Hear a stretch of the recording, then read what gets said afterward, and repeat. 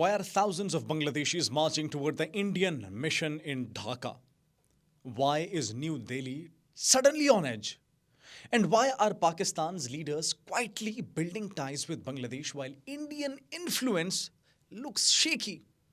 At first glance, these look like separate headlines, separate stories, but when you put them together, so the pattern is a bit clear. A political reset is happening, and India's long investment in Dhaka has started cracking.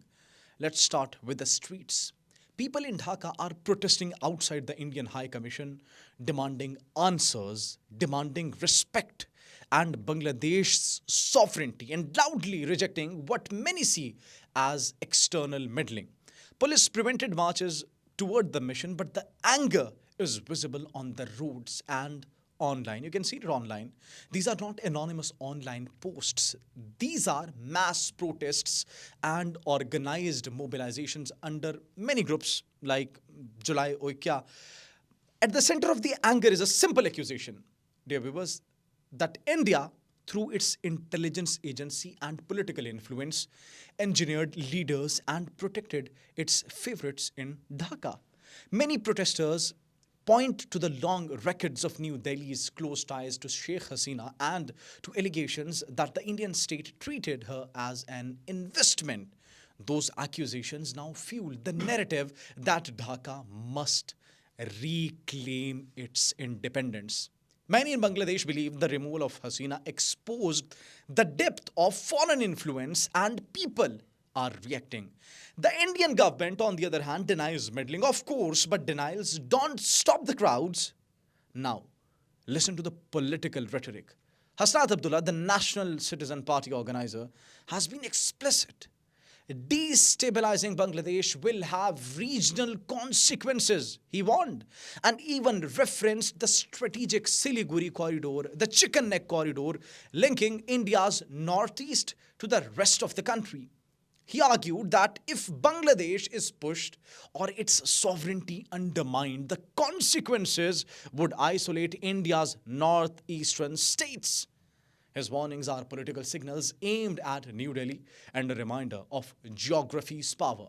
Indian officials publicly called such comments irresponsible and summoned Bangladesh's envoy, a sign that Delhi is worried. So, where does Pakistan fit into this picture? That's the question.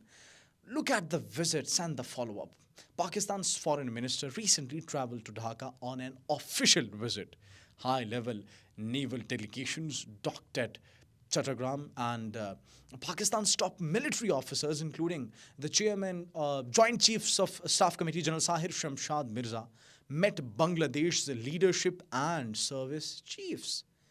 These weren't symbolic photo ops. They were concrete steps to rebuild institutional ties, naval cooperation, training exchanges, educational program exchange, and staff talks and strategic consultations. Pakistan has moved from diplomatic niceties to practical cooperation, actually. Why would that alarm Delhi? Because this is not just about two countries talking, it's about networks and capability. Pakistan's Navy chief and the Joint Chiefs visiting Dhaka signal military to military restoration, interoperability, trust, and shared planning. For India, which has long been the default security partner in the region, such moves weaken its exclusive influence and complicate New Delhi's strategic calculus, especially when the alternative partner sits on India's western flank and has its own security partnerships. Add one more pressure point: the Siliguri corridor, the most important pressure point of India. It's the strategic bottleneck between India's mainland and its northeast.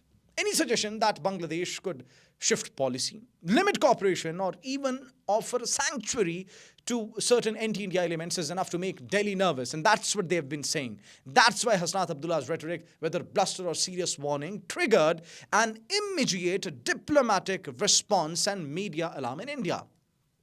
The corridor isn't a hypothetical, it's a genuine vulnerability. Now, about the raw and its influence, many activists and opposition figures in Bangladesh squarely accuse Indian intelligence of deep political engineering over the past decade, like funding groups, shaping media narratives, and backing political networks. That narrative has migrated from fringe claim into mainstream protest language because they are saying that enough is enough. I'm not saying every allegation is proven in court, but you can say the political effect is real. The perception of foreign control has fueled a pushback. When people feel their sovereignty is compromised, they react. And that reaction is happening now. You can see it in the streets of Dhaka. From Islamabad's perspective, from Pakistan's perspective, this opens an opportunity. Pakistan has been careful and calculated. Diplomatic outreach, the ministers visiting, while visible military cooperation, naval visits, joint chief of staff committee going there, and public diplomacy that emphasizes mutual respect and economic ties. These are practical offers, trade deals, training, port cooperation, not just rhetoric. When leaders in Dhaka see alternatives that respect their agency, the allure of one privileged partner fades. That's a diplomatic win for Pakistan and a strategic headache for India.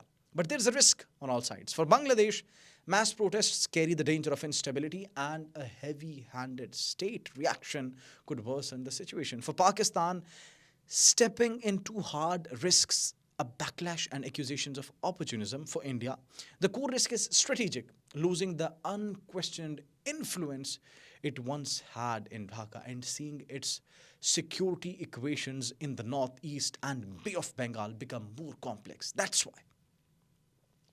why New Delhi summoned the Bangladeshi envoy and publicly flagged security concerns. It's trying to manage a shifting balance before it shifts too far. So, what does this all mean? Politics in South Asia is entering a phase where sovereignty and perception matter more than patronage. Long investments bought through influence can evaporate when domestic politics assert themselves.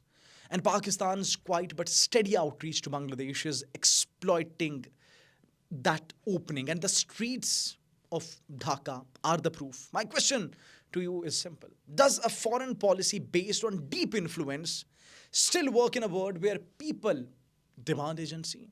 Drop your thoughts below and tell me whether you think Dhaka's streets will rewrite South Asia's map or whether this is a temporary flair. I'll be watching the responses and the next diplomatic moves closely. Till then, take care. Have a good one. Bye.